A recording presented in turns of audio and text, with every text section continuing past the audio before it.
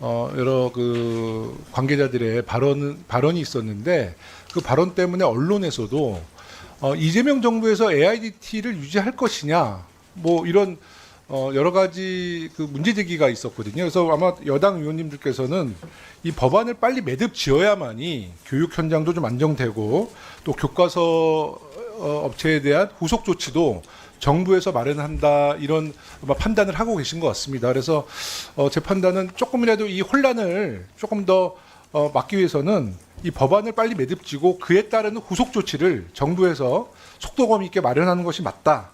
저는 아마 우리 여당 의원님들이 그런 의견을 갖고 계신 걸로 알고 있거든요. 그렇게 정리해도 되겠죠? 네네. 또 질의하실 의원님 계세요? 네, 질의할 의원님이 없음. 서지영 의원님, 네, 하십시오. 22대 국회가 시작된 이래 국회 교육위원회에서는 AIDT 교과서 문제로 1년 동안 논쟁이 있었습니다. 여기에 대해서 수많은 논쟁과 이 AIDT 교과서의 장점과 단점에 대한 아주 깊이 있는 논쟁들이 계속 이어져 왔는데 딱 오늘 이 법안이 통과되게 되면 그 교육 자료로 격화시키는 법안이 통과되게 되면 현 정부의 AIDT 폐기 선언을 하는 것이라고 생각합니다. 강한 유감을 표합니다. 더불어서 지난 1월 17일 AIDT 청문회에서 여러 가지 우리가 여야가 출석을 요구했고 참석했던 학자들도 비과학적이고 통계적으로 유의미하지 않다고 인정한 여론조사로 AIDT에 대한 부정적인 여론을 확산시킨 것에 대해서 저는 앞으로도 국민들이 그리고 교육 종사자 모두가 함께 책임을 물을 것이라는 것을 이 자리에서 분명히 밝혀두고 싶습니다. 이상입니다. 학교에서 이제 뭐 디지털 교과서, AI 디지털 교과서가 어떤 뭐 결과를 낳을지에 대해서는 예측이 안 되죠, 그죠? 우리가 민주당에서 걱정하는 부분도 일명 충분히 또 일리가 있는 부분이 있고 또 저희가 또 국민의힘에서 이야기하는 것도 다 이제 한번 해보지도 않고 처음부터 걱정하고 우려하는 쪽으로만 방향을 잡아서 이걸 시도하지 못하게 하는 부분에 대한 문제가 아니냐. 서로가 그런 이야기 할 수 있는 것 같아요. 그런데 사실 이 AIDT를 만들기 위해서 윤석열 정부에서 참 많은 예산과 많은 노력을 좀 사실 했는데 참 가슴 아픈 논의들이 진행되고 있습니다. 그런데 민주당의 결정이 단순하게 정치적 결정이 아니라 실제 학교 안에 있는 우리 어린이들을 위한 학생들을 위한 결정이라고 하는 것을 좀 이해해 주셨으면 좋겠습니다. AI라고 하는 것이 왜 세계적인 대세이고 세계의 미래냐 이 부분은 다 아시겠지만 생성형이기 때문에 그렇습니다. 생성형이기 때문에. 그래서 무한대의 발전 속도가 있는 것이고 때로는 그것 때문에 두렵기도 한 것입니다. 그럼에도 불구하고 AI를 통해서 하지 않으면은 안 되는 것이 전 세계 주류죠. 자, 그런데 윤석열 정부에서 그렇게 열심히 개발하고 많은 교과서 업체들이 참여한 이 AIDT, 이 교과서가 생성형이냐? 그렇지 않아요. 생성형이 아닙니다. 혹시 의원님들 그거 다 시연해 보셨습니까? 저는 하루 종일 앉아서 시연을 해본 사람입니다. 생성형이 아니에요. 그런데 이거는 AIDT가 아니라 그냥 디지털 교과서의 약간 확장편입니다. 근데 교과서가 한번 만들어지면 몇 년을 쓰는 거죠? 7년을 씁니다. 이 AIDT도 역시 마찬가지로 7년을 씁니다. 올해 만들어진 이 교과서가 올해 학생들한테는 유용할 수 있겠지만 6년 뒤, 7년 뒤 학생들한테 과연 지금의 이 AIDT가 과연 먹힐 것이냐. 지금 여당 의원님들의 말씀이 한편에 있어서는 디지털 AI가 학생들의 문해력을 해친다라고 하는 그 측면에서 비판이 있고 또 다른 한편에 있어서는 이것이 생성형이 아니다라고 해서 정반대 편에서의 비판이 있어서 상당히 당황스럽다 이런 얘기를 드리겠습니다. 사실 누가 이 사교육의 범람을 가지고 오는가라고 한다면 결국 교실을 19세기 교실로 묶어두려고 하는 세력들에 의해서 사교육의 범람이 일어나는 것이 아닌가 이런 생각을 저는 사실 하고 있습니다. 저희 민주당에서 AIDT를 반대한 것이 아닙니다. 일단 이 AIDT는 이주호 장관님께서 현장에 여론 수렴 없이 일방적으로 졸속으로 밀어붙였기 때문에 제대로 된 수준의 AIDT가 아니라 정말 AI 기능도 제대로 없는 AIDT, 그 수많은 돈과 예산과 노력이 들어갔음에도 불구하고 이 정도 수준밖에 안 되는 교과서를 만들었기 때문에 그것을 반대하는 것입니다. 그렇게 훌륭한 교과서라면 왜 학생들 접속률이 10%밖에 안 되겠고 왜 현장 교사들이 사용하지 않겠습니까? 오히려 계속 자율권을 주겠다고 해놓고도 계속 공문을 내려보내서 교사들이 압박감에 선택한 적들도 있습니다. 학원위를 통해서 강제로 압박을 받아서 선택할 수밖에 없었다는 증언들도 굉장히 많습니다. 저희 민주당은 AIDT 자체를 반대해야 한 것이 아니고 제대로 사전 연구를 통해서 필요한 과목에 필요한 시기에 필요한 학생들에게 제공한다고 했다면 이렇게 반대하지 않았겠지요. 그러니까 AIDT를 교육 자료로 격화시킨다고 해서 사용할 수 없는 것도 아닙니다. 필요하면 얼마든지 사용할 수 있습니다. 지금도 사용하고 있고요. 그러니까 그렇게 민주당이 AIDT를 반대하고 있다, 이런 프레임은 씌우지 않으시면 좋겠고요. 또 이 사교육이 과도하게 된 것은 과도한 경쟁 체제 때문이지 19세기 교실로 묶어두려고 했기 때문이 아닙니다. 이건 좀 부차적인 이야기라 이 정도로 줄이도록 하고요. 앞으로 AIDT를 얼마든지 개발할 수 있는 여지가 남아 있다. 그래서 장애 아동이라든지 또 우리 다문화 학생이라든지 필요한 학생들에게 개발을 통해서 얼마든지 지급할 수 있고, 앞으로 현장 여론을 통해서 또 전문가들의 연구를 통해서 AIDT를 더 발전시킬 수도 있겠다. 다만 시간과 어떤 여론 수렴이 필요하다. 현장과 소통하면서 해야 한다. 그런 입장입니다. 이상입니다. 네, 수고하셨고요. 다음은 고민정 의원님. 지금 필요한 건 AI 교과서가 아니라 AI 교육입니다. 우리 야당 의원님들께서 말씀하신 이 AI 신 분야에 도전과 개발이 필요하다. 저도 공감합니다. 그래서 현재 이재명 정부와 계속 논의하고 있는 건, 교육부도 그 자리에 계속 참여하고 계시니까 알고 계실 텐데, 이재명 정부 시대의 AI 교육에 대한 청사진은 준비를 하고 있습니다. 어떻게 할 것인지는 나중에 다 정리가 되면 말씀드릴 수 있는 자리가 있을 거고요. 그동안에 교육부에게 시간을 안 줬냐? 교육부가 누구보다 잘 알 겁니다. 이재명 정부 들어선 이후부터 줄곧 계속해서 요구를 했는데 교육부가 아무런 대안도 안 가지고 오고 뭘 제시하지도 않습니다. 그러면서 현장에서는 여러 가지 기사들을 통해서 혼란이 더 가중됐습니다. 그래서 더더욱 미룰 수는 없었다. 그리고 지난번 우리 조정훈 간사께서도 왜 법안 소위에서 통과시켰는데 바로 그다음 전체회의에 안 올리냐, 왜 선택적으로 법안을 상정시키냐라는 말씀도 주셔서 제가 오히려 간사님께 요청을 드렸습니다.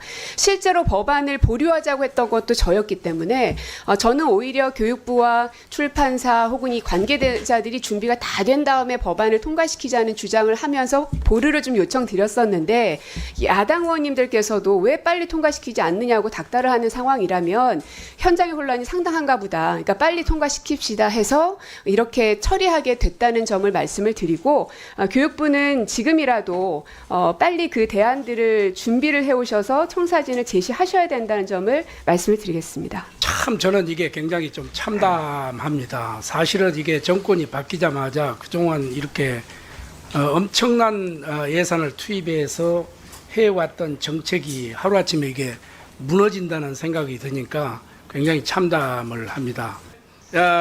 이 청사진 이런 부분도 조금 나와 있을 때 우리가 좀 더 심도 있게 논의를. 오늘 청문회는 국회법 제65조에 따라 구구 성향 역사교육단체인 리박스쿨의 불법 댓글 조작, 위장단체 침투 의혹, 교육부 및 유관기관의 연루 의혹, 2조 장관의 책임 규명 등 주요 현안을 종합적으로 검증하는 자리입니다.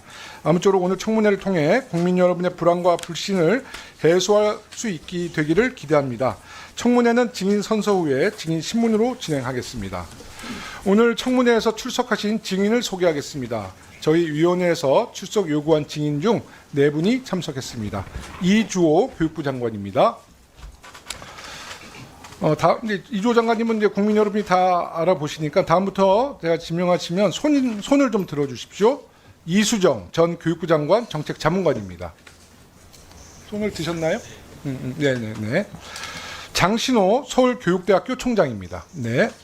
손효숙 리박스쿨 대표입니다. 네. 손효숙 증인은 국회에서의 증언 감정 등에 관한 법률 제9조에 따라 변호인을 대동하였다는 점을 알려드립니다. 제9조는 국회에서 증언하는 증인은 변호사인 변호인을 대동할 수 있다. 이 경우 변호인은 그 자격을 증명하는 서면을 제출하고 증인에 대하여 헌법 및 법률상의 권리에 관하여 조언할 수 있다라고 되어 있습니다. 참고하시기 바랍니다. 견업 등으로 바쁜 중에도 청문회에 출석해 주신 증인들께 감사드립니다. 증인의 성명, 직위 등은 배부한 유인물을 참고해 주십시오. 증인의 본인 여부는 교육위 행정실에서 이미 확인했습니다. 우리 위원회에서 채택한 증인 중 김은총 한국일본교육연합회 대표에 대해서는 간사간 논의에 따라 출석시키지 않기로 했습니다. 김주성 증인은 개인 일정에 따른 해외 방문을 이유로 불출석 사유서를 제출했고, 연치현 증인은 청문회 당일에 재판 일정이 있다는 불출석 사유서를 제출했습니다. 오늘 청문회는 리박스쿨에 대한 많은 의혹과 문제점을 국민의 대표인 국회가 확인하고 검증하는 자리입니다. 이런 중요한 청문회에 증인으로 채택된 김주성, 연치현 증인이 개인 여행과 재판을 이유로 불출석한 것은 이해할 수 없는 무책임한 처사입니다. 유감의 뜻을 표하는 바입니다. 이에 대해서 추후 논의를 거쳐 그 책임을 엄중히 묻도록 하겠습니다. 다음은 증인 선서 차례입니다. 선서를 받는 이유는 증인이 양심에 따라 숨김과 보탬 없이 사실대로 증언하겠다는 서약을 받기 위한 것입니다. 만약 증인이 허위의 진술을 하거나 증언을 함에 있어 국회의 권위를 훼손한 때에는 관련 법률에 따라 고발될 수 있음을 알려드립니다. 이주호 증인이 발언대로 나와 대표로 선서하고 끝난 후에 서명한 선서문을 위원장에게 제출해 주시기 바랍니다. 나머지 증인들은 제 자리에 일어나 오른손을 들어주십시오. 그럼 이주호 증인 나와서 선서해 주십시오. 선서. 본인은 국회가 실시하는 리박스쿨 청문회와 관련하여 교육위원회에서 정언을 함에 있어 국회에서의 정언, 감정 등에 관한 법률 제7조 및 제8조에 의하여 양심에 따라 숨김과 보탬이 없이 사실 그대로 말하고, 만일 진술이나 서면 답변에 거짓이 있으면 위정의 벌을 받기로 맹세합니다. 2025년 7월 10일 이주호. 네, 증인들은 모두 자리에 앉아 주십시오. 부산 사상구 국회의원 김대식입니다. 먼저 이른바 리박스쿨이라 불리는 단체 댓글 조작 의혹에 대해 본 의원도 깊은 유감을 표합니다. 그러나 몇 가지 문제점을 분명히 하고자 합니다.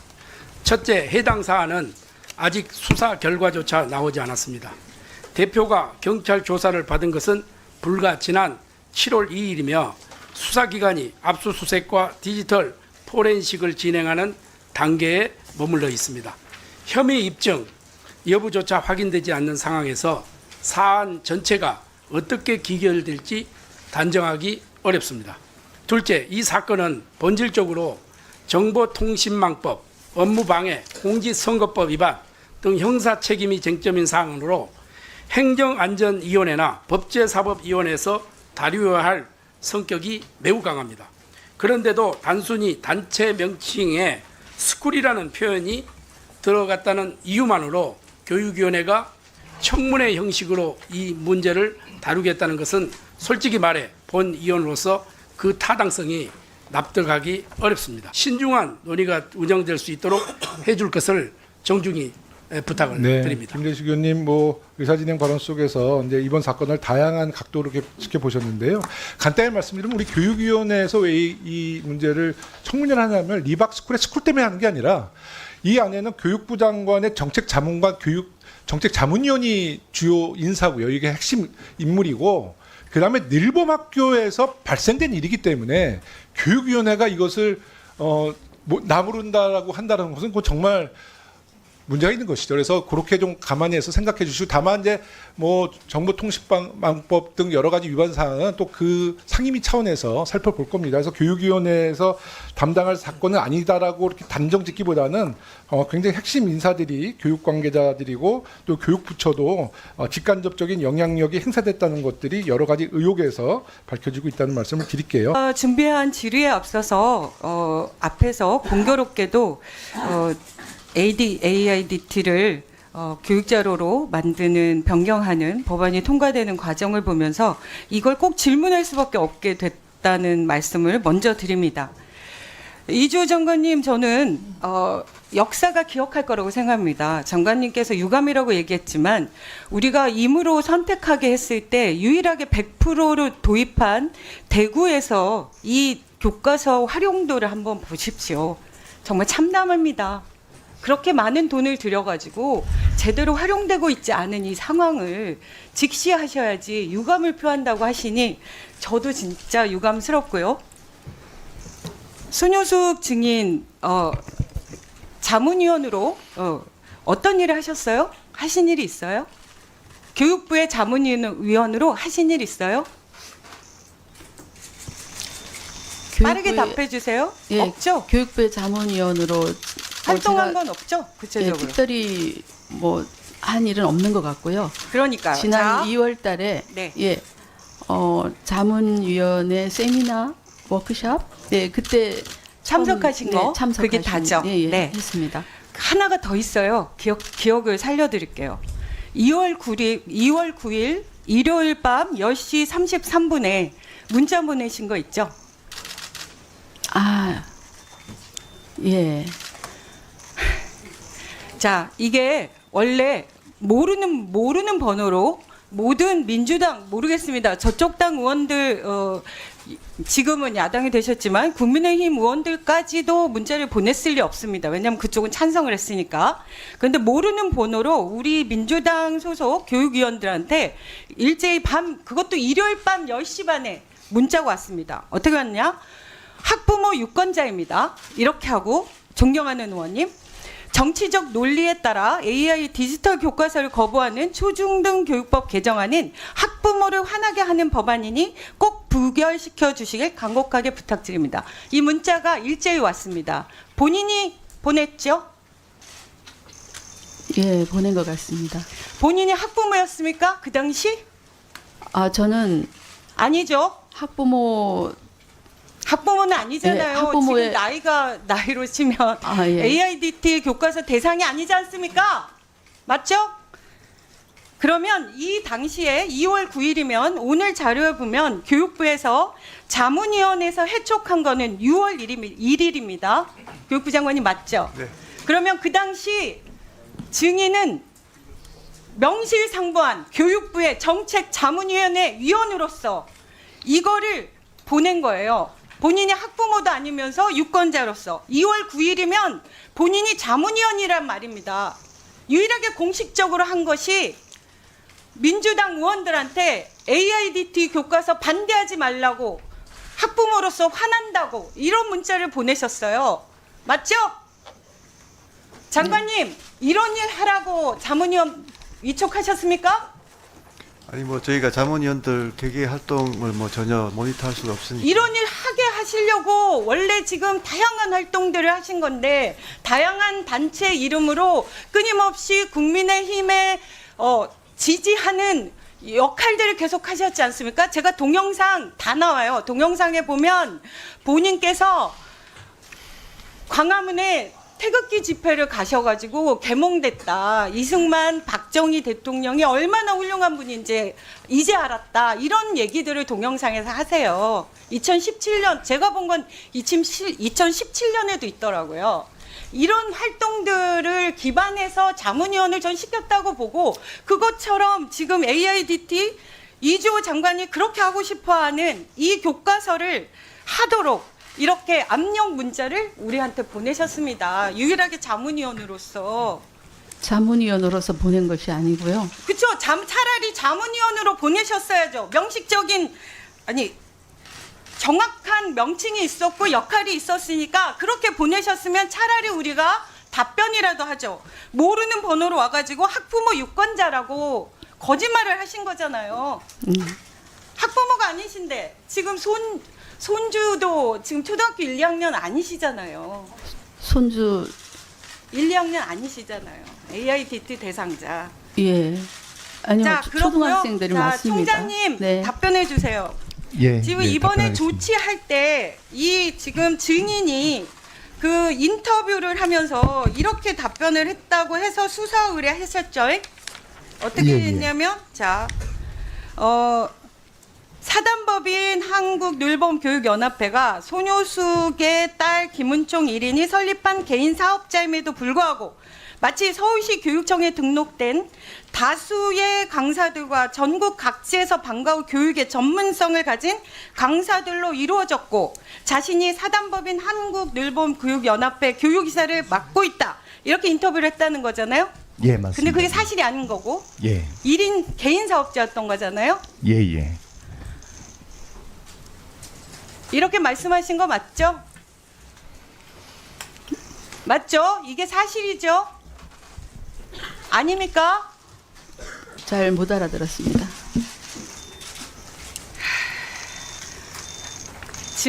증인이 늘 집회에서 10분 이상 발표하실 때나 인터뷰를 하실 때 보면 정말 자신만만하게 아주 씩씩한 목소리로 답변하세요. 근데 본인이 한 이 부끄러운 일에 대해서 잘 모른다고 이렇게 얘기하시면 안 되죠. 지금 조사 결과에 따라서 제가 확인된 걸 여쭤보는 거잖아요.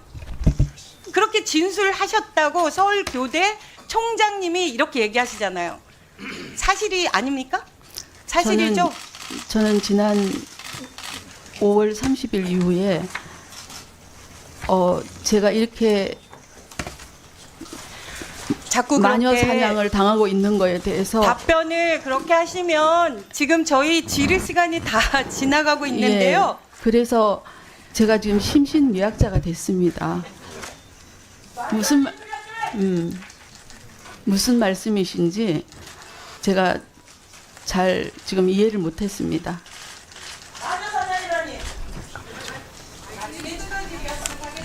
저기 저 마이크 잡으신 김에 네. 준비하고 오셨을 거 아닙니까? 그 진선미 의원님 수고하셨고요. 서울교대 지금 총장님 마이크 잡고 계시죠?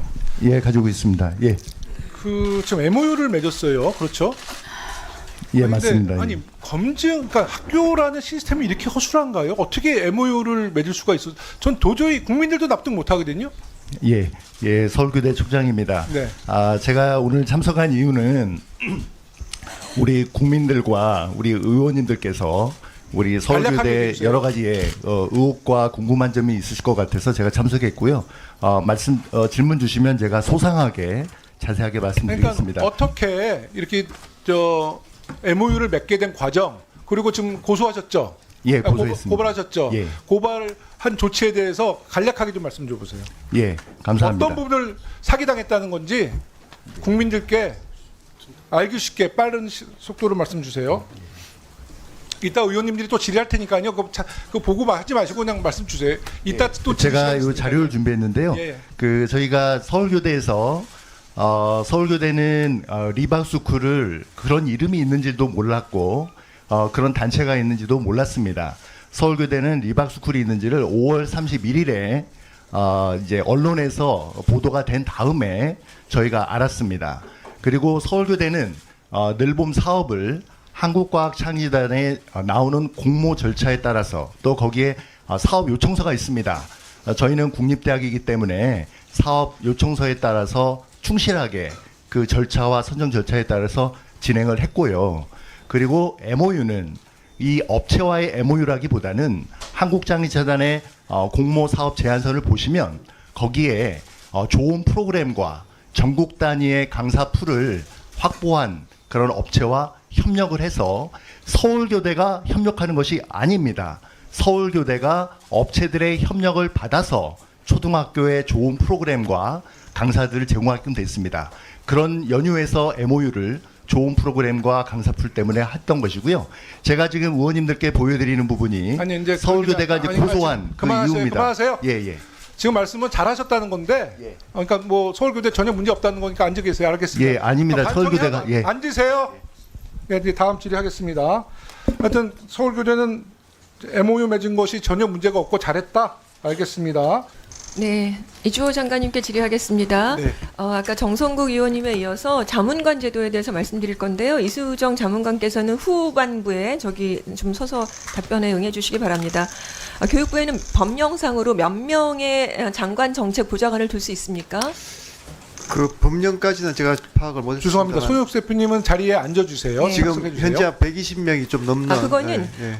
정책 위원회 자문위원회고요. 자문위원이고요. 지금 예. 제가 말씀드린 건 정책 보좌관 네, 몇 네. 명을 둘 수 있죠? 정책 보좌관과 또 자문관이 틀립니다. 네, 보좌관은 아마 2명을 두고 네, 있습니다. 2번 맞습니다. 네. 그런데 장관님은 자문관이라고 하는 좀 독특하고 좀 이상한 직위를 통해서 정책 보좌관 같은 역할을 하게 하는 분들, 그런 분들을 인사를 시행한 게 있습니다. 그 중에 이제 이수정 이제 그 자문관이 있다라고 볼 수 있는데요. 이 자문관이 근데 총 3명이었습니다. 그런데 이들은 정확하게 어떤 제도를 통해서 교육부에 들어온 것입니까? 제가 그 정책 자문관은 우리 그 인사 담당하고 상의해서 이제 보좌관과 함께 좀 장관을 정책적으로 보좌할 분들이 필요하고 자, 그런데 거기에 네, 따라서 네. 좀 뭐 합법적인 절차를 통해서 한 걸로 알고 있습니다.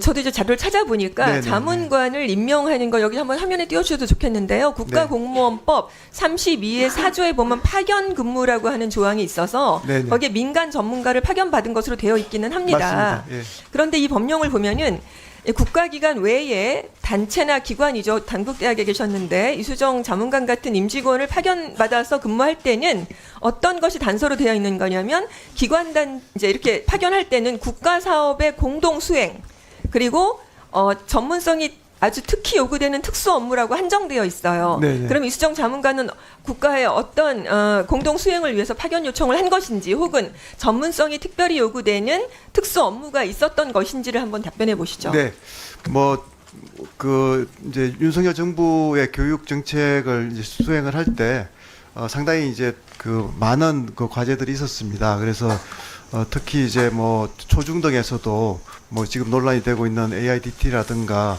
또 뭐 교원 정책이라든가 또 뭐 함께 네, 제가- 학교라든가 여러 가지 정책들이 있는데요. 네. 그런 정책들이 제가- 쉽지 않은 과제들이어서 이런 것들을 좀 그 교육학에 네. 기반을 둔 그 전문가가 파견돼서 네, 그런데 장관을 좀 지원하는 것이 네, 필요하다 해서 네, 좋습니다. 근데 결과적으로 그 전문성이나 특수 업무가 어떤 면에서 리발스쿨과 같은 구구단체와 연관되는 것이 아닌가라는 의문을 사게 전혀- 하는 측면이 전혀 아주 그렇지 많습니다. 제가 그걸 증명해 보여드리겠습니다. 네. 자, 이수정 자문관의 임명은 다른 2명의 자문관의 파견과도 굉장히 차이가 많습니다. 한번 화면에 나오나요?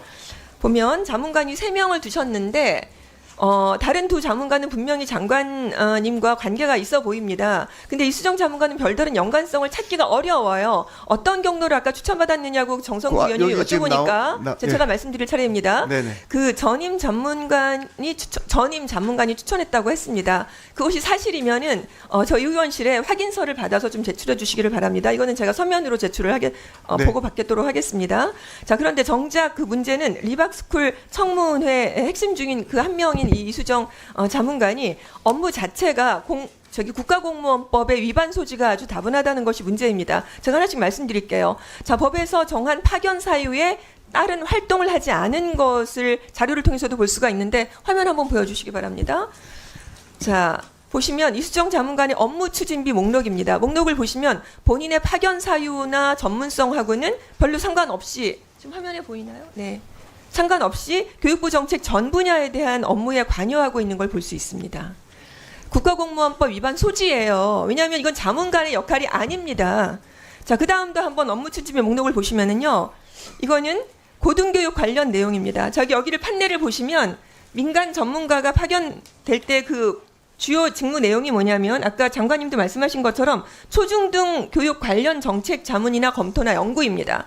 그런데 왜 이렇게 고등교육 관련된 협의의 내용을 많이 하신 것입니까? 본인은 지금 사립대학의 교수인데 이렇게 되면 대학 재정 지원 사업이라든지 연구 영역이라든지 그런 거에 광범위하게 그런 영향을 미친 것이라고 볼 수가 없어요. 한번 자세하게 보십시오. 여기 보시면 특수대학원 설치 관련, 뭐 인문주간 관련 인문행사, 마이스터 대학교 지원 사업 관련된 거, 신산업 분야 이런 광범위한 관련된 굉장히 공정성에 문제가 있다라고밖에 볼 수 없는 업무에 직접적으로 관여한 것들이 너무 차고 넘칩니다. 자, 장관님 이렇게 본인께서 임명한 이 자문관이 이런 활동하고 계신 걸 아셨습니까? 모르셨습니까? 예, 아니요로 답변해 주세요. 네, 그 교육학계에 그 뭐 예, 특히 아니요로 이제 답변 부탁드립니다. 교육대학이나 또 이제 그 사범대학 같은 경우에 초중등과 또 연계가 됩니다. 또 산학협력 그러니까 같은 예, 경우에도 아니요로만 답변해 주세요. 아셨습니까? 모르셨습니까? 저는 뭐 이수정 자문관이 본인의 역할을 충실히 했다 이렇게 생각합니다. 이게 충실하게 한 것입니까? 그럼 출장 기록도 한번 보시죠. 출장 기록도 보시면은 이게 이제 대부분 같은 사유로 지속적으로 서울 출장을 간 걸 알 수 있겠는데요. 관리가 되지 않는 상태에서 굉장히 자유롭게 활동하신 것이에요. 이것은 장관의 정책 보좌관이 하는 일이에요. 이렇게 광범위하게 교육부 정책에 개입할 수가 없는 일입니다. 아까처럼 본인이 분명히 사립대학교 교수임에도 불구하고 고등교육 관련된 업무를 한 것이 분명하게 적시되어 있지 않습니까? 출장도 이렇게 똑같은 사유로 이렇게 서울에 자유롭게 다닐 수가 있는 일입니까? 이거 다 출장비를 받고 아까도 업무 추진비를 다 받은 것입니다. 자, 이수정 중에 제가 지금부터 분명하게 여쭤보겠는데요. 이 지금부터 여쭤보는 말씀은 아시겠지만 위증됐을 때는 고발될 수 있다라는 사실을 제가 분명하게 말씀드립니다. 자, 이수정 자문관께서 그 교육부에서 그 간부들이 참여하고 있는 카카오톡, 텔레그램에 참여하셨습니까? 예, 아니요로. 예, 참여했습니다. 참여하셨죠? 네네. 그럼 참여하셔서 본인의 의견을 이렇게 제안하거나 그런 적이 있으시죠?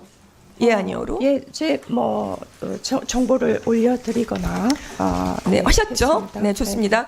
주간으로 열리는 간부회의에 참석한 적 있으시죠? 예, 했습니다. 네, 장관님의 어떤 정책 협의하는 데서 배석한 적 있으시죠? 예, 자, 그러면 교육부 간부들에게 정책 관련 지시나 민원을 전달했습니까? 지시한 적은 없습니다. 어쨌건 민원을 전달하거나 정책 관련 내용을 같이 협의하거나 그 논의를 내용한 것이 있으신가요? 예, 회의에 토론회에 참여해서 의견을 제시하기도 했습니다. 분명히 그랬습니다. 그것은 본인이 자문관으로 역할이 맞다고 생각하십니까? 예, 저는 맞다고 생각합니다. 이게 맞습니까? 이게 자문관 제도는요, 교육부에 평소에 있는 것이 아니에요. 지금 이주호 장관 당시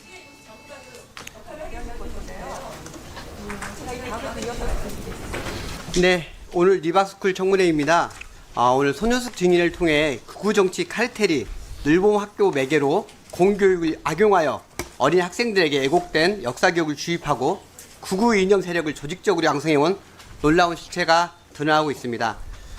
곳곳에 숨어있는 극우 정치 카르텔 중 이곳 민의의 전당 국회 안에도 리바스쿨과 한몸처럼 움직이는 단체가 있습니다. 바로 사단법인 차세대 미래전략연구원 참여연이라 부르는데요. 참여연인데요.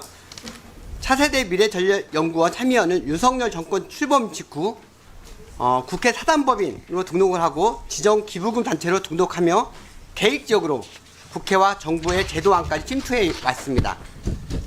리박스쿨과 참여연의 중심에는 손효숙 증인이 있다고 보는데 증인 참여연을 맡은 직책은 무엇이고 어떤 활동을 하셨죠? 모르시나요? 참여연을? 참여연 몰라요? 참여연 차세대 미래전략연구원. 예, 네. 차세대 미래전략연구원. 네네. 차세대 미래전략연구원. 네, 간단하게 뭐 어떤 역할을 하셨죠? 모르시나요? 혹시? 저는 거기에 특별하게 관여는 하지 아니, 않았습니다. 그래요? 예. 근데 저희가 보니까 손효숙 리바스쿨 대표께서는 보시는 바와 참여의 자문위원으로서 역할을 충분히 하셨다고 나오는데요. 공식 홈페이지에 나와 있고요. 그래도 지금 부정하시는 건가요? 자문위원이었던 영상에 보시면 계속 한번 영상 보시죠.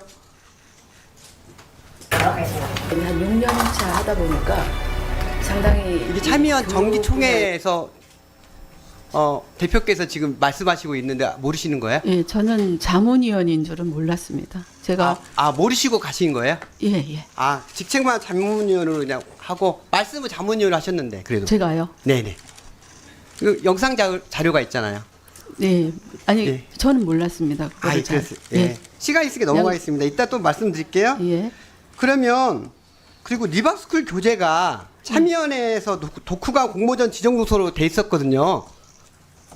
그리고 이게 보시면 리박스쿨 교재가 참여연 독후감 공모전 지정 도서로 돼 있는데 이 책을 영상 한번 읽어볼게요. 한번 볼게요.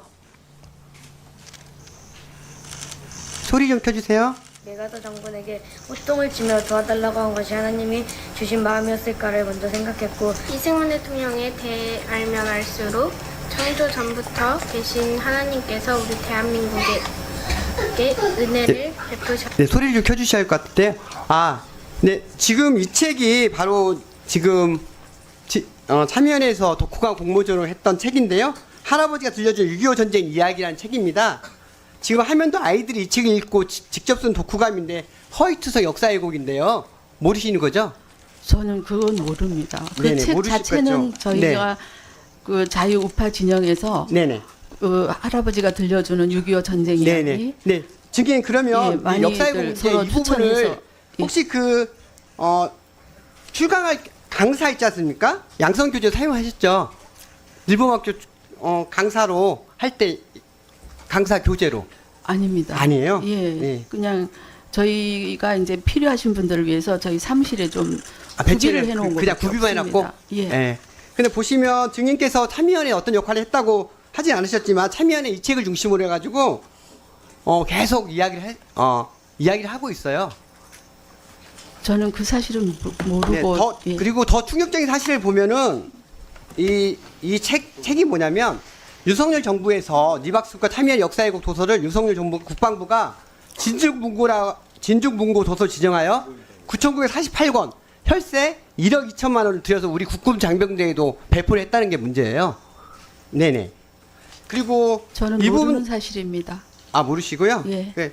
그리고 중요한 건 참여연이라는 곳이 그 자문위원으로 활동한 참여연에서 증인께서 참여연 활동하는 증인이 참여연에서 자문위원 활동하고 계시고요.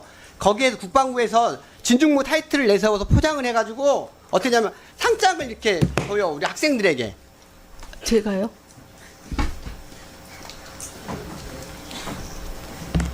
참여연 독후감 대회? 네 알겠습니다. 예, 네 넘어가시고요. 모르는 일입니다. 이거 단순한 이거 보면 참여연이라는 부분은 이 단순한 공모전이 아니에요. 지금 주인께서 참석하신 참여연이라는 곳이 자문위원이 그냥 보통 자문위원이 아니에요. 역사 애국 단체고요. 우리 국가 민주정당 국회에 침투해가지고 하셨던 그런 곳이에요. 근데 모르는 걸로 모르쇠로만 일관하면 안 되시죠. 아니, 실제로 거기에서 제가 이제 회의나 또는 세미나 있을 때 한 번씩 회원으로서 초청은 받았지만 제가 거기 자문위원인 줄은 몰랐습니다. 네, 알겠습니다. 예, 그래서 가시죠, 뭐 계속. 그러면 이제 보시면 저희 다음 화면 봐주시죠. 보시면 이게 윤석열 탄핵 영상인데요. 한번 보시죠. 이게 참여연에서 했던 활동이에요. 저는 차세대 미래 전략연구원 부원장 유일기입니다. 여러분들과 함께 끝까지 윤석열 대통령을 지키기 위해서 싸울 것입니다. 네, 증인 이거 공익 목적으로 하는 공익법인 교육 맞습니까? 참여연이라는 곳이? 아니 저는 참여연이 어떤 지위와 어떤 단체에서 어떤 역할을 하는지는 몰랐습니다. 몰랐는데 참석을 하셨겠죠? 예, 그냥 거기가 사단법인이라는 얘기는 알고 있습니다. 아, 알고는 계시는 거예요? 예, 그런데 거기가 어디에 소속이 돼 있는지 이런 건 모르죠. 아, 국회에 소속돼 있는지 모르고 들어가신 거예요? 예. 네. 지금 그러면 참여연과 리박스쿨이 어떻게 한 몸인지 한번 볼게요. 한번 영상 보겠습니다. 화면 보시면 손효숙 증인은 리박스쿨 대표이자 참여연의 자문위원이시고요. 김주서 한국학중앙연구 이사장은 리박스쿨 학교장이자 참여연 발기인견 공동대표입니다. 정택환은 리박스쿨 공동 강사이자 늘봄학교 개입을 시도했고 참여연 발기인견 사무총장으로 하고 있습니다. 이와 같이 뭐 이름만 다를 뿐 거의 똑같은 분들이 하고 계시는데 전혀 몰랐다고 지금 발표하시는 거예요. 그리고 내가 보기에는 역사관, 애국대 역사관 구구인정을 주입하는 게 똑같은데. 그렇다고 제가 참여연을 알아야 되는 것은 아니죠. 아니 자기가 소속된 걸 알아야. 아니 저는 말씀드리지만 제가 거기 네, 회원으로서. 넘어가겠습니다. 다음 화면 봐주시죠. 예. 2025년 참여연 사업계획서를 보면 국회 사무처로 제출된 2025년 참여연 사업계획서입니다. 자성굴 양성에 대해 리박스쿨과 함께 공동으로 인정교육 프로그램을 계획을 분명히 하셨어요. 보시면 리박스쿨이라고 명시되어 있죠. 그래도 모르시는가요? 저는 그 사업 계획서를 제가 작성한 것도 아니고 모르고 그럼 누가 있습니다. 밑에서 하셨어요? 누가 하셨네 그러면? 아니 저는 거기 여기다 아무런 임원도 아니고 아무런 관계가 없습니다. 아닙니다. 저는 이 단체에서 이런 일을 하고 있는지. 다음에 말씀드리겠지만 지역정부도 생기는 수 있을 때에요. 국회에서 참여연을 내셔가지고 그거를 리박스쿨에 지원금을 한 적도 있어요. 아 예. 뭐 저희한테 이제 이 청년들 뭐 쇼츠 제작이나 이런 것 때문에 뭐 용역비로 지원해주고 한 건 있습니다.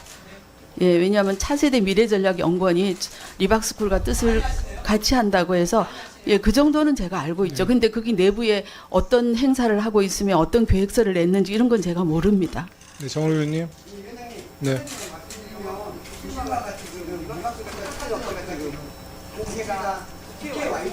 네, 네.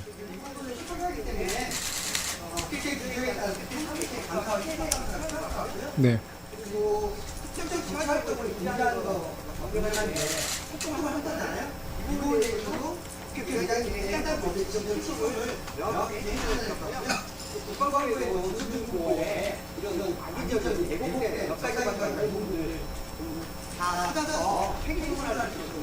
네. 오늘 청문회를 통해서 저도 처음 이제 접한 이야기이기 때문에 저희 국회 교육위원회 차원에서 조금 더 면밀히 좀 살펴보고요.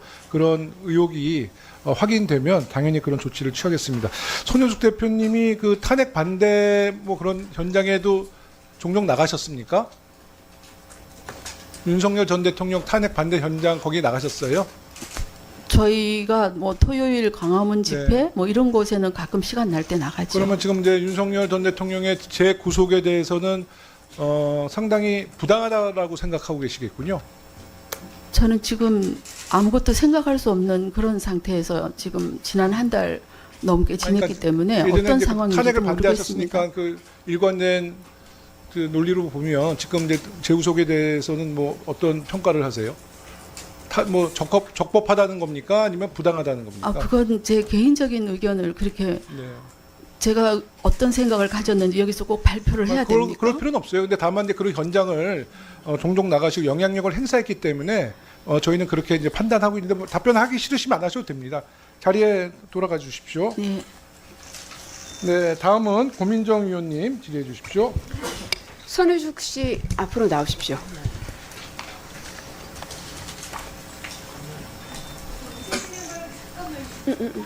네, 짧게 해주십시오. 네. 네.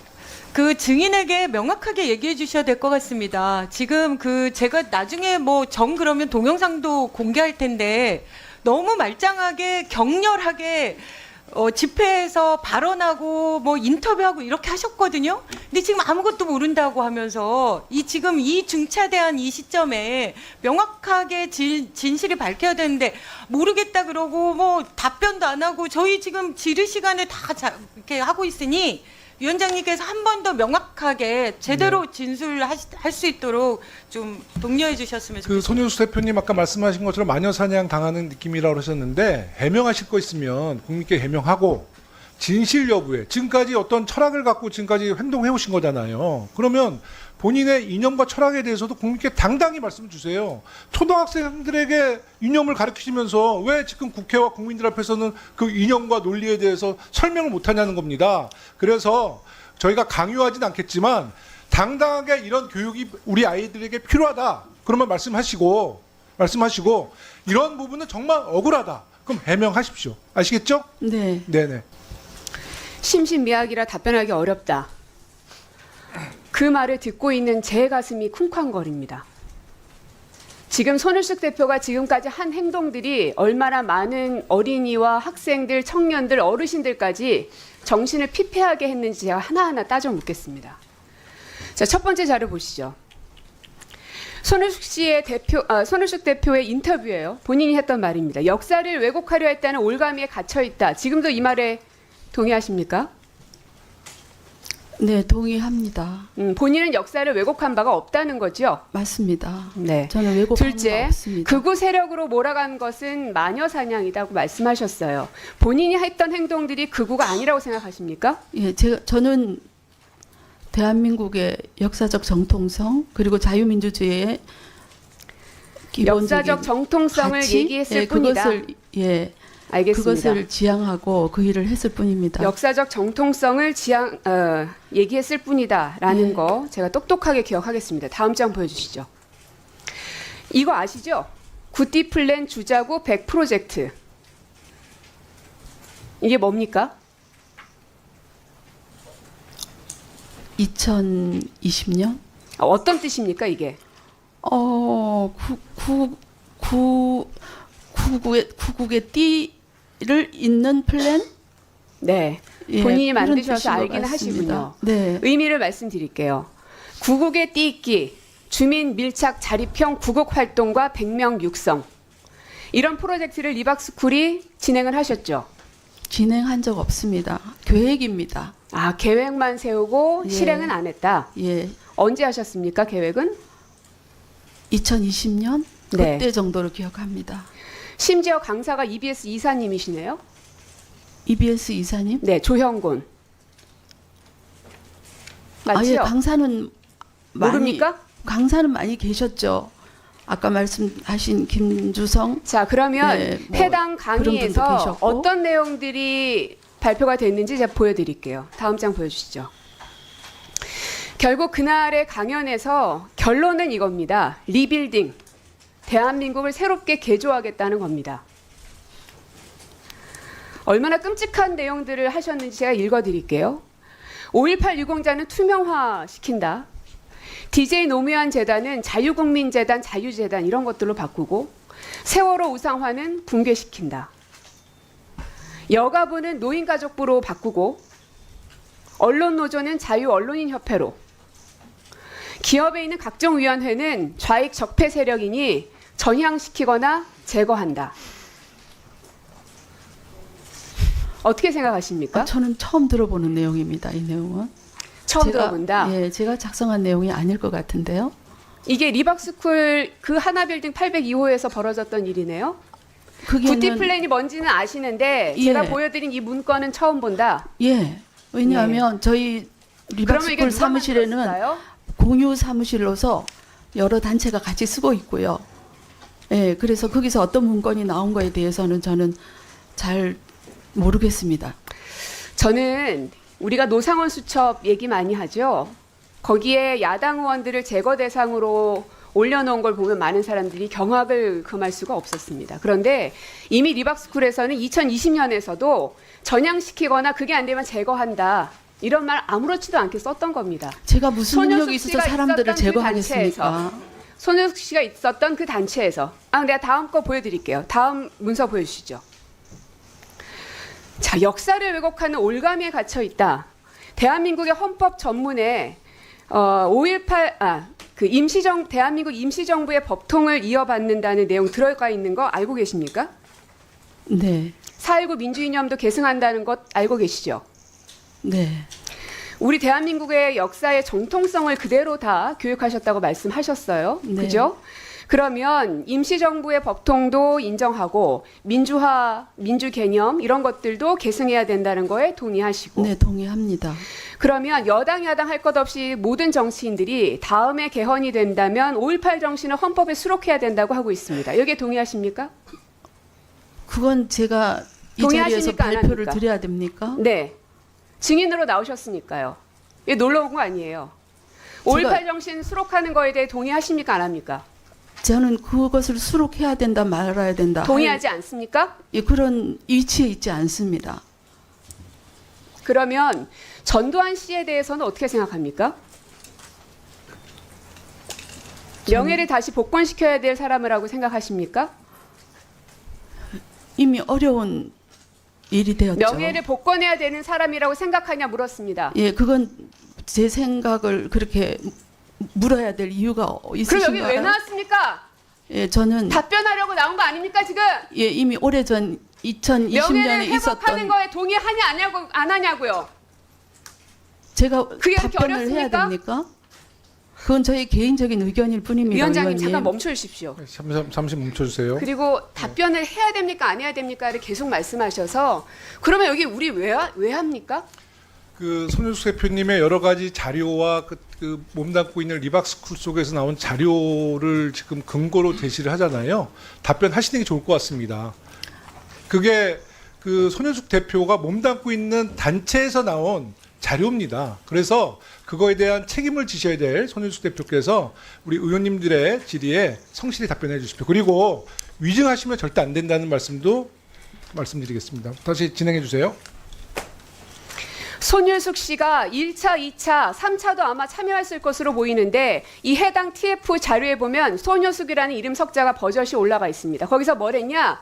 전두환 명예회복을 위한 TF 회의를 했습니다.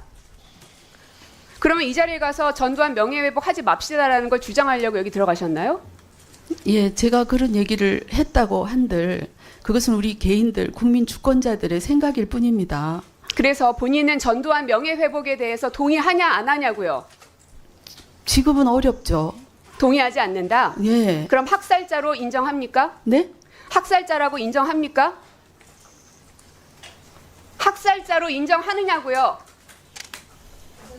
한번 질의는 끝나고 왔습니다. 무슨 말씀을 5.18 하시는 광주 거예요? 민주화운동 때 수많은 국민들이 무고하게 희생했던 희생시켰던 그 당사자임을 인정하냐고요? 예, 제가 제가 역사 전문가도 아니고 역사 아니 학자도 손효숙이라는 아닙니다. 이름이 들어가 있는 이 내부 문건 회의에 전두환 명예회복 TF를 만드셨잖아요. 그 TF 만든 것도 저는 기억도 나지 않습니다. 벌써 언제적 일이고 저희들이 자, 무슨 여러분, 회의를 하든지 1차 그건 개인 회의에 시민들이 5명밖에 참여하지 않았고요. 2차 회의는 6명밖에 참여하지 않았습니다. 수십 명의 회의도 아닌데 이거를 기억 못한다.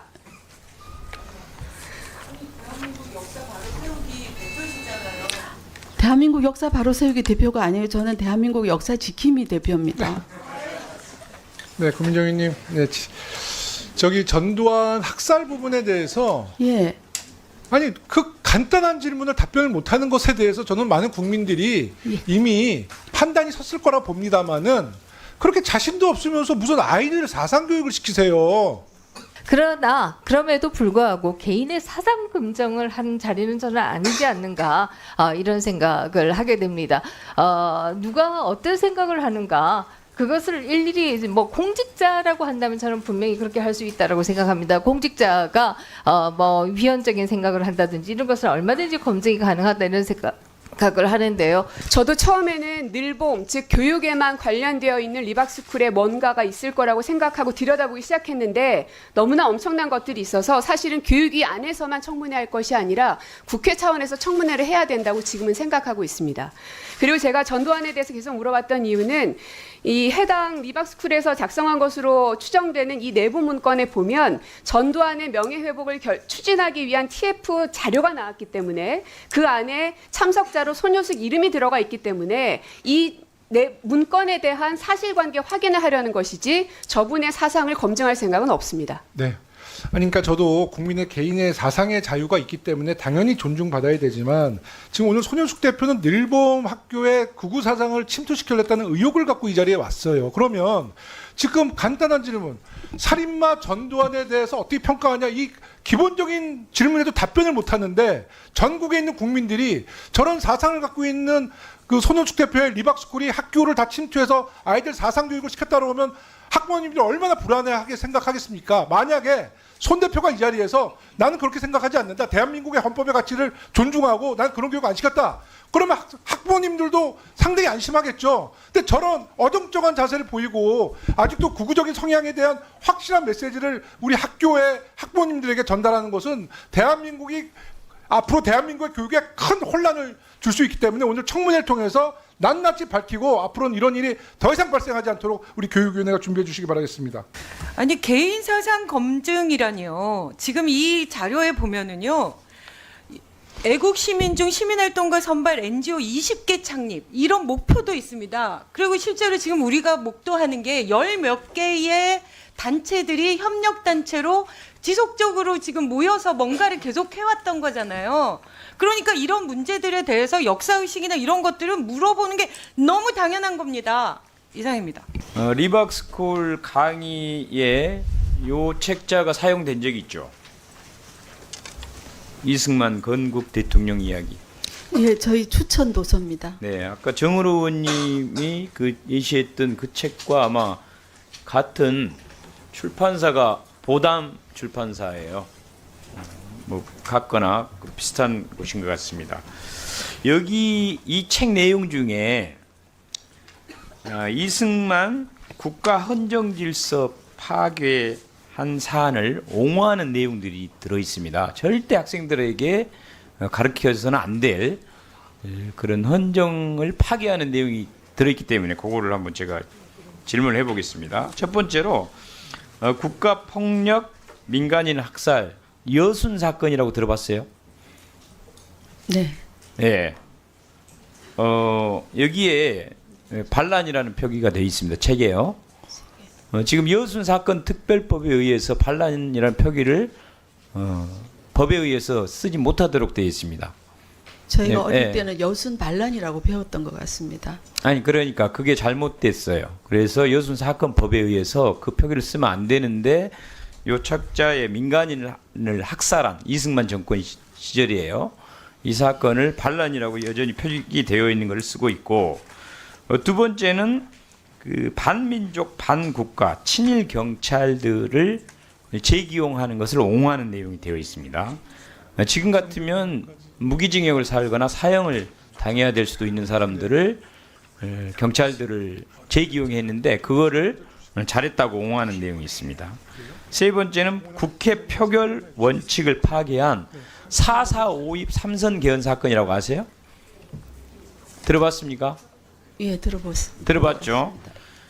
요 조작 사건을 이것 때문에 대한민국이 자유와 풍요의 기반이 되었다. 이승만이 재집권을 해서 이런 내용이 들어 있습니다.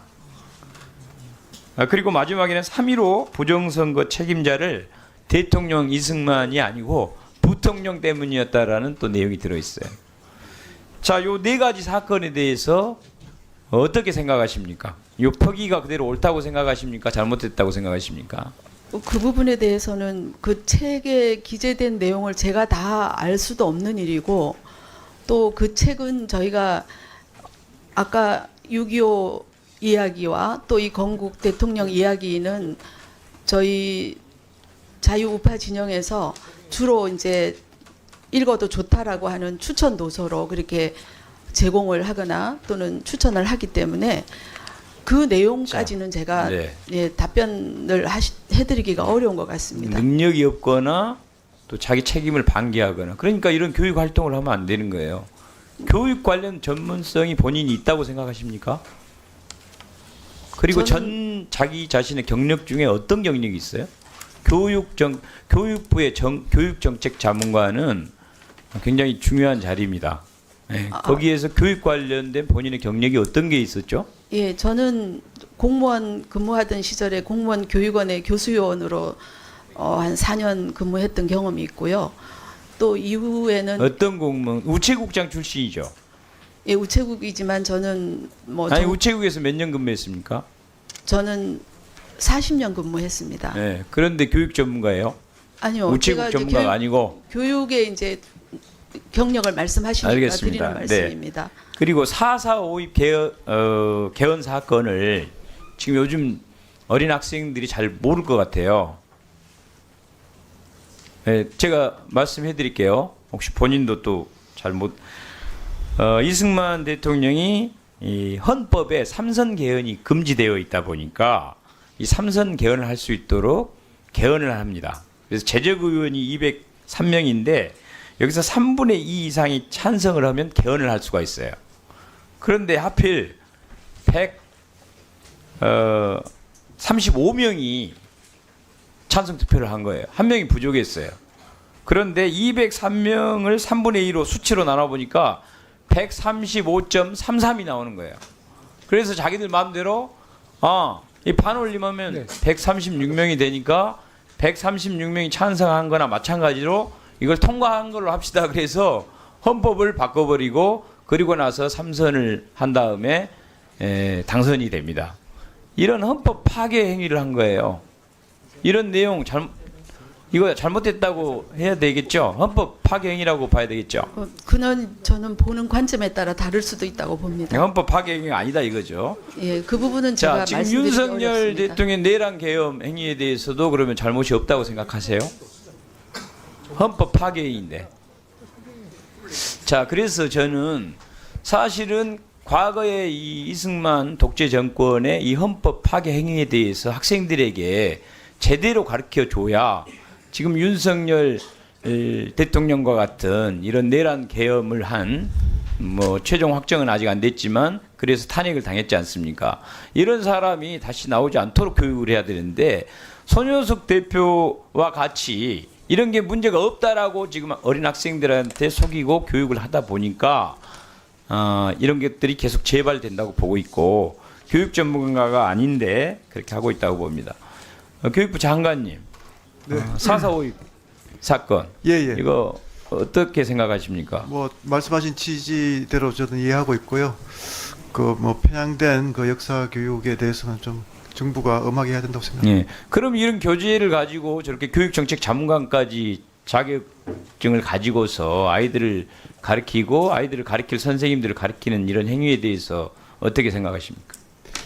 네, 저희가 뭐 교육정책 자문관 제도를 통해서 한 120분 넘는 분들의 그 다양한 현장의 경험과 의견을 이렇게 교육 정책에 반영하려고 하고 있습니다만 네, 뭐 장관님, 특히 그래서 이제 교육부 편향된 장관 교육에 대해서는 저희들이 네네. 엄하게 조치하도록 하겠습니다. 그러니까요. 지금 아까 저 본인도 이 책 다 못 봤다고 하고 또 장관님도 그 많은 자문위원들을 다 못. 그럼 누가 이거를 도대체 막을 수가 있고 누가 이걸 체크해낼 수가 있겠습니까? 그걸 뭐 저희들을 보고 하라는. 앞으로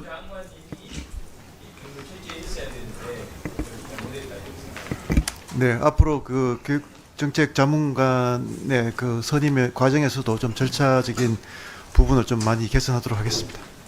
총장님, 예. 아까 저 국세청 그 자료를 예. 받아봤더니 삼성 세무서장의 직인이 찍혀 있는데 예, 저도 확인했습니다. 지금 총장님 말씀하신 거는 국세청이 승인한 사단법인으로 지금 말씀을 아까 아니 하셨는데 제가 그 사단법인이 맞다 안 맞다고 하는 걸 그거를 말씀드린 게 아니고요. 그래서 제가 예. 지난번 그러니까 지금 저 이런 거 관리하는데 좀 저 행정 직원이 한 몇 분 되세요? 예, 지금 직원이 거기에 지금 4분 계십니다. 저희가 현재. 이 사건 발생하고 나서 사단법인 그 한국일본교육협회 이 문제가 제기됐을 예, 때 예. 제가 바로 의원실에 예. 이 단체가 사단법인인지 아닌지 확인하라고 그랬어요. 예. 교육부가 그것을 당장 확인할 수도 있었음에도 불구하고 굉장히 시간을 끌고 나중에 황당한 결과를 알려준 게 실질적인 사단법인이 아니라 예. 업체명이 사단법인 늘봄 교육연합회다. 예, 그렇습니다. 이런 코미디 예. 같은 얘기를 했단 말이에요. 예. 당연히 학교 측에서도 사단법인 한국늘봄 교육연합회면 이 업체가 진짜 사단법인이냐 아니냐를 검증을 하셨어야지. 약간은 마치 무슨 국세청이 승인한 것처럼 그런 국민들에게 오해 소지가 될 수 있는 말처럼 했거든요. 예, 그거는 제가- 학교의 허술한 관리 시스템이에요. 그거는 사과를 하셔야 됩니다. 예, 그게 알겠습니다. 어떻게 학교 측에서 정말 잘한 것처럼 얘기를 하세요? 예, 아닙니다. 그렇게 말씀드린 거 아니고요. 예, 그렇게 이해하셨다면은 제가 말씀을 잘못 드린 것입니다. 국세청에서는 여기에 대해서 사단법인을 전혀 코멘트가 없었어요. 예. 그냥 이거 딱 직인해서 보내줬으면 학교 측에서 한국늘봄 교육연합회가 예. 진짜 어디 부처에서 승인한 사단법인이냐 아니냐를 가장 먼저 구분을 하셨어야죠. 예, 맞습니다. 그 부분 인정하고요. 위원님 말씀이 맞습니다. 사단법인이라는 그 허위 이름을 넣어서 그렇게 고위번호증을 받은 부분은 이제 직원들이 받아서 세무서에서 이렇게 해준 거니까 권위와 공신력을 믿고 받았다는 말씀이고요. 이후에 저희가 허위라는 것을 확인하고 그래서 형사 고발을 한 상황입니다. 네, 알겠습니다. 예, 인정합니다. 예. 네, 자리에 돌아가시고요. 예. 김대식 의원님. 네, 잠깐만요. 뭐 더 질문하실 게 있대요. 예. 사단법인이 그 업체에서 그 이름을 그렇게 해서 세무서에 제출한 겁니다. 위에 강조한 거. 그거는 제가 의원님들 잘 보이시라고 제가 이렇게 한 겁니다. 아닙니다. 제가 발표 그거 그 원본이 있습니다. 제가 예. 발표 자료로 보려고. 아니 그것을 사단법인 뒤에 이름이 있는데 제가 원본으로 드리겠습니다. 예, 네. 알겠습니다. 예, 즉시 제출하겠습니다. 자리에 예. 돌아가시고요. 수원 정지역 국회의원 김준혁입니다.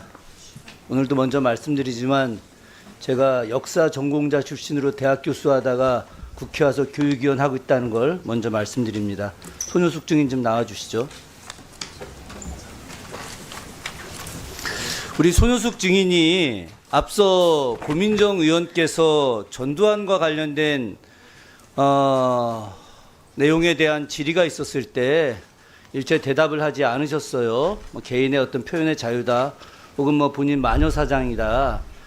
근 한 달 동안 언론에 집중 조명되면서 아마 본인이 굉장히 개인적인 고통이 있었을 텐데, 그런데 사람은 자기 말과 행동에 대한 책임을 지어야 합니다.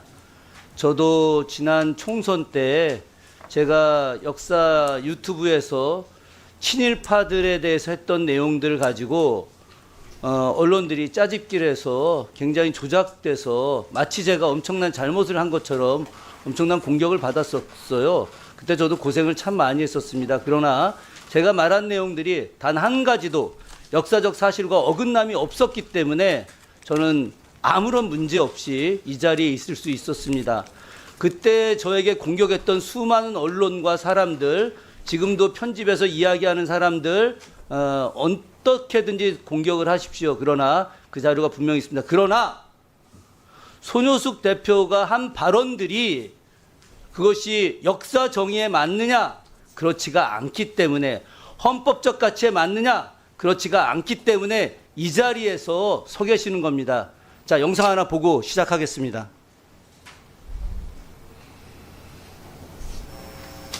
시간 끊어주시고. 자, 영상 틀어주세요. 왜 영상 안 나오죠? 소리 다시. 저희가 하고 있는 역사교육, 이승만을 바로 알리고 박정희를 바로 알리고 최근에는 이제 전두환 명예회복까지 이렇게 알리는 운동을 하고 있습니다. 여론 전쟁에서 이길 수 있는 기술을 공유하는 그런 공부가 계속 이루어졌으면 좋겠다 하는 마음에서 리막스쿨에서 스마트폰 교육을 무료로 저희가 제공을 할 테니 여러분들께서 언제든지 오셔서 공부를 해주시기를 부탁을 드리겠습니다. 네, 감사합니다. 예, 자유와 연대라는 단체 출범식에서 하신 말씀입니다. 본인 맞죠? 네, 맞습니다. 예, 본인이 전두환 바로 만들겠다고 하는데 어떤 것 때문에 어떻게 전두환을 바로 하겠다는 겁니까? 그러면 대한민국 국가가 5.18 내란과 관련해서 5.18 학살과 관련해서 했던 그 범죄인 전두환이 잘했다는 겁니까? 저희 애국 현장에서는 이 보는 관점이 다를 수 있습니다. 아니, 세상에 잠깐 계십시오.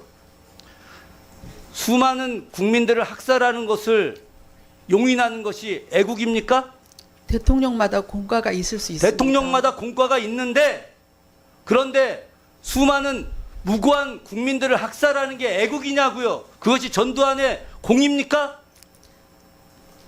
수많은 국민을 학살했는지 그 부분에 대해서는 제가 그렇게 판단하기가 어렵습니다. 그러니까 바로 여기서 문제가 되는 거예요. 그래서 리박스쿨이 청문회를 여기서 개최를 하는 겁니다.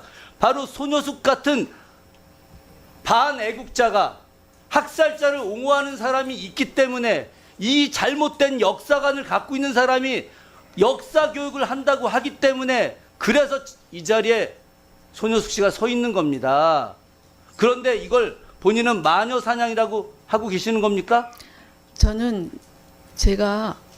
의원님, 저는 제가 공직자도 아니고 제가 많은 사람들을 교육시키는 교육자도 아닙니다. 저는 일개 시민으로서, 자, 그런 이야기를 애국 들을 이유가 시민으로서 없습니다. 일개 시민이 저렇게 전두환 옹호운동, 혹시 이승만 정부 시기에 있었던 국민방위군 사건 아십니까? 거창 양민 학살 사건 알고 계십니까? 박정희 시대에 있었던 사법살인들, 정말 8분의 인혁당 재건이 무고한 사람들 대법원에서 사형 판결하고 8시간 만에 사형시킨 거 알고 계십니까? 그런 부분들에 대해서 우리도 박정희 대통령의 경제 발전에 대해서는 인정하나, 그러나 수많은 사람들을 죽이고 탄압했던 그 내용에 대해서는 과로 명확하게 역사적 평가를 해야 된다고 우리가 이야기하는 것입니다. 그런데 손효숙 씨는 조금 전에 저 언급에서 여론전해야 된다, 스마트폰 보급해야 된다, 무료로 나눠주겠다, 스마트폰 무료로 나눠줄 돈, 그건 어디서 나왔습니까? 어떤 손효숙 씨가 이야기하는 애국 세력이 준 것입니까? 그리고 왜 여론전을 하는 것입니까? 아까 그 영상에서 제가 스마트폰 나눠준다는 얘기 안 했는 것 같은데요? 저 영상 아까 안 보셨어요? 제가 스마트폰 무료로 나눠준다는 얘기 안 한 것 같습니다. 교육한다고 하셨잖아요. 스마트폰 이용법에 대해서 알려준다고 했습니다. 자, 손효숙 씨, 저는 도저히 이해가 안 갑니다. 도대체 어떤 여론 전쟁에서 이길 수 있게 기술을 공유한다, 스마트폰 교육을 무료로 제공한다, 도대체 어떤 여론전을 하시겠다는 겁니까? 여론전이라 하면 진보 보수가 몰아보는 진영의, 그러면 조금 전에 이야기했듯이 전두환이 학살자가 아니라 전두환은 위대한 인물이다라고 하는 것을 이야기하려고 하신 건가요?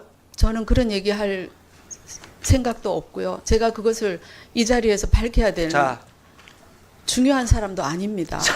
중요한. 자, 다시 잠깐 계시고요. 장관, 벌써 시간이 다 됐네요.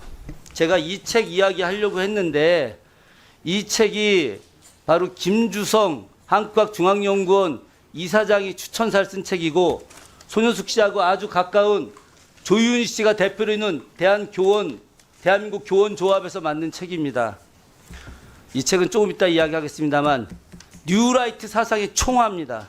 일제 식민 지배를 갖다가 미화하는 수준의 단계를 넘어섰어요. 이런 책들이 보급된다는 것 자체가 대한민국의 헌법을 부정하는 것입니다. 대한민국의 정체성 부정하는 거예요. 이걸 바로 리박스쿨과 연계되어 있는 대한민국 교원조합이 하고 있다라고 하는 것이고, 김주성 씨는 리박스쿨에 표 하나 좀 올려줘 보세요. 리박스쿨에 임원으로 되어 있습니다. 리박스쿨 정치학교장이에요. 리박스쿨 정치학교장이 이렇게 말도 안 되는 이 책 서문 한번 읽어보십시오. 이게 과연 온당한가? 손혁수 대표님, 공감 능력이 상당히 떨어지시는 것 같아요. 제가 광주에서 5.18 민주화운동 희생자 유족들과 간담회 자리 마련할 테니까 그 자리에 한번 가보실래요? 그래서 이 말씀 한번 해보시겠습니까? 자신 있어요? 아니요, 저는 제가 그리고 예, 내가 이런 말씀 처음 드리는데 예, 지금 전두환 명예회복을 하자고 했는데 저희 아버지가 5.18 광주화 민주화운동 때 징역 10년 언도받고 징역살이 했고요. 박정희 때 유신반대 투쟁으로 감옥 갔다 왔어요. 저도 희생자 가족이에요. 어떻게 이런 모렴치한 발언을 하면서 지금 이 순간까지 단 한 번도 국민에게 사과하지 않습니까? 다시 한번 기회를 드리겠습니다. 지금 같은 생각, 극우적인 생각에 대해서 또 이런 파장을 일으킨 거에 대해서 5.18 광주화 민주화운동 유족들과 또 민주진영의 인사들에게 사과하실 용이 있습니까? 예, 제 발언에 무슨 문제가 있었다면 당연히 사과를 해야죠. 피해자와 희생자가 지금 생존해 가고 계세요. 예, 근데 광주 민주화운동에서 희생된 분들 앞에서 전두환의 명예를 회복하겠다는 말씀 광주에서 한번 해보실래요? 자리 마련해 드릴게. 자신 있습니까? 제가 그런 영향력 있는 사람입니까, 과연? 저는 그렇게 생각하지 않습니다. 그런 영향력이 없는데 어떻게 국회 청문회 이 자리에 쓰게 됐습니까? 그러면 저는 제가 손 대표님이라면 당시에는 몰랐어도 이런 파장이 일어나고 국민들에게 정말 속죄할 일이 있으면 지금 이 정도 시간이 지나면 한 번쯤은 저는 이 무리를 일으킨 거에 대해서 본인의 사상에 대해서 국민의 눈높이가 안 맞았다면 저는 사과 한 번쯤은 했어야 된다고 생각하는 거고요. 본인의 소신을 내가 뭐 꺾으라는 말씀은 아니지만 여러 피해자가 지금 생존해 계세요. 오늘 이 발언은 정말 많은 국민들이 우라통이 터지고 엄청난 분노를 일으킬 수 있는 정말 커다란 문제성이 있는 발언입니다. 기회를 드리겠습니다. 한번 발언 한번 해보세요. 제가 전두환 명예회복에 관심이 있다고 한 것은 우리 회원들이 일부 그런 일에 같이 의논을 해보자고 해서 저도 그 부분에 대한 자리를 마련하고는 했지만 그것도 벌써 오래전 일입니다.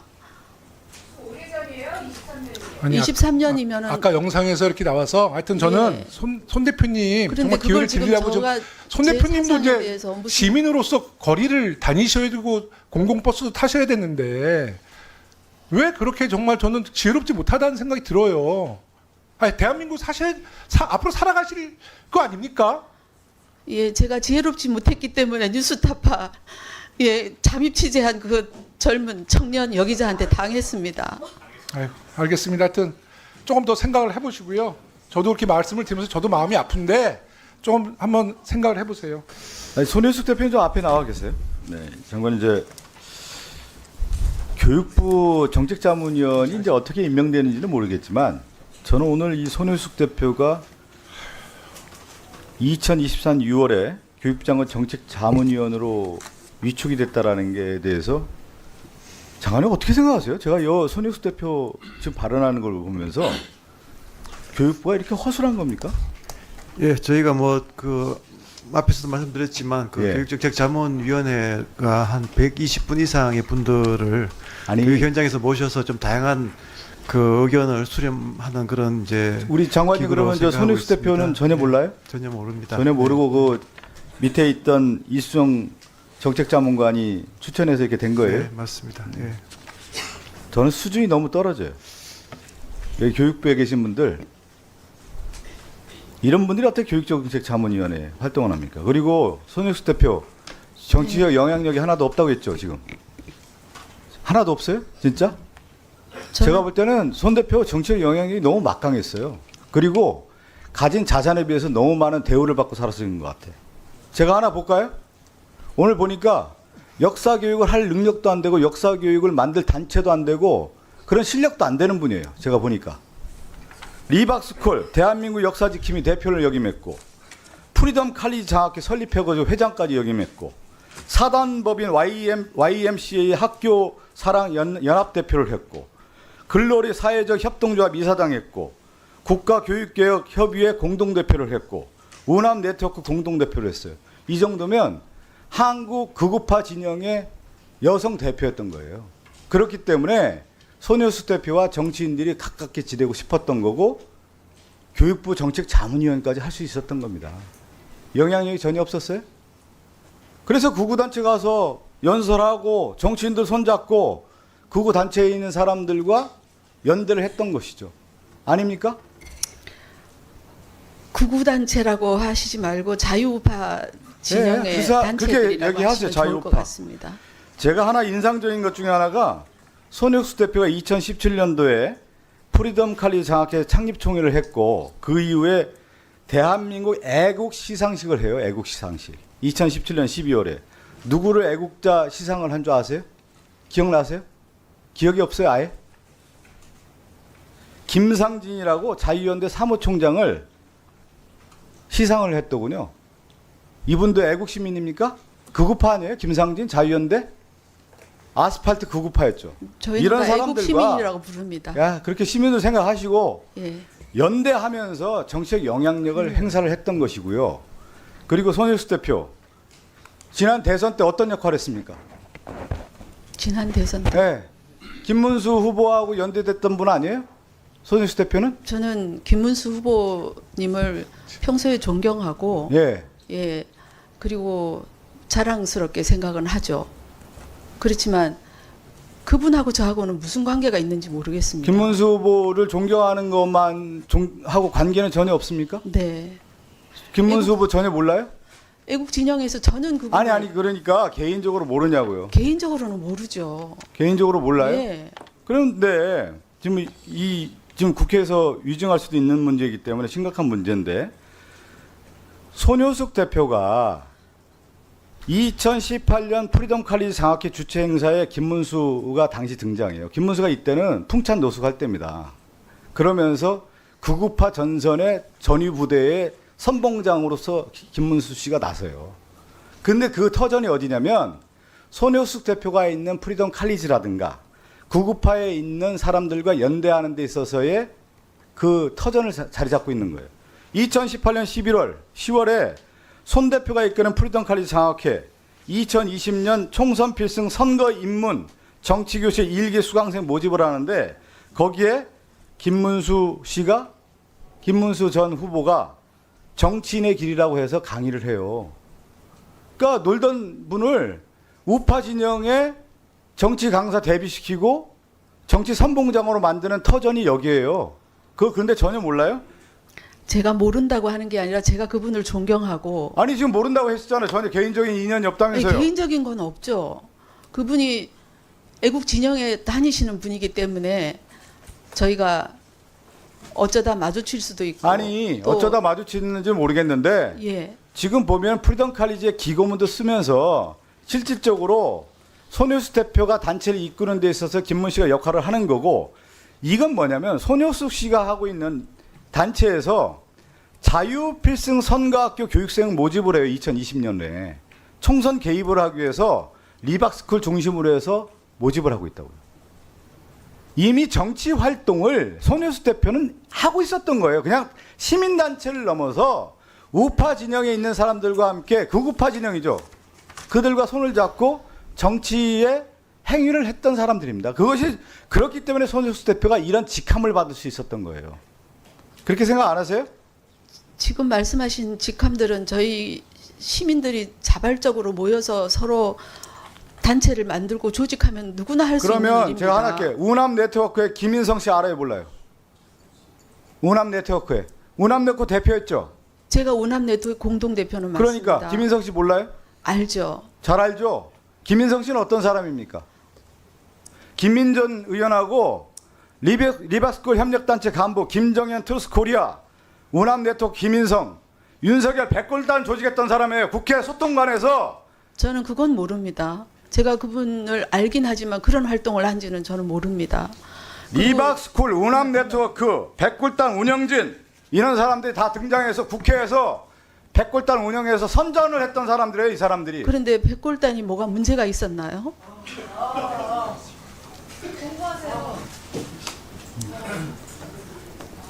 장관님, 수준이 이 정도예요. 저 사람 지금 가장하고 있어요. 가장.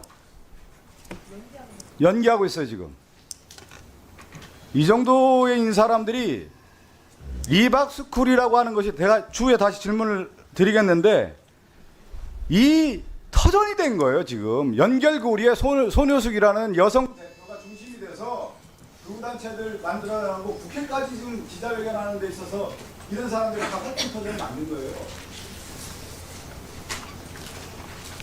손 대표. 네. 솔직하게 얘기하세요. 뭐 이렇게 가식적으로 얘기합니까? 전혀 모르고 영향이 없었어. 영향이 없는 사람이 이렇게 직함 맞습니까? 수많은 직함 가지고 있어가지고 우파 진영에서 말씀드리지만 그런 단체들은 누가 급여를 주는 자리도 아니고 누가 임명을 해주는 자리도 아니고 스스로 만들기도 하고 여러 사람들이 어울려서 조직을 만들기도 하고 이름도 붙이기도 하는 겁니다. 네. 지금 제가 교육위원장이라서 수많은 제보들이 들어오고 있어요. 네. 오전까지 제가 질의를 지켜봤는데 지금 손효숙 대표님한테만 질의가 집중됐는데 손효숙 대표의 뒷배에 대한 얘기가 아직 저는 어느 정도 좀 제보를 받았단 말이죠. 일단 오후 질의를 지켜보겠습니다만은 한 가지만 여쭤볼게요. 손효숙 대표님 대통령과 대통령 내분과 통화한 적 있어요, 없어요? 지금까지? 제가 어떻게 그런 분들하고 통화를 합니까? 검찰총장 시절부터 지금까지 단 한 번도 없습니까? 그건 확인하죠. 있을 수도 없는 네, 알겠습니다. 얘기입니다. 그러니까 제가 그 말씀을 못 믿는 건 아니라 이제 여러 제보 중에 한 가지 부분인데 알겠습니다. 그러시면 오늘 오전 질의는 이것으로 마무리를 하고요.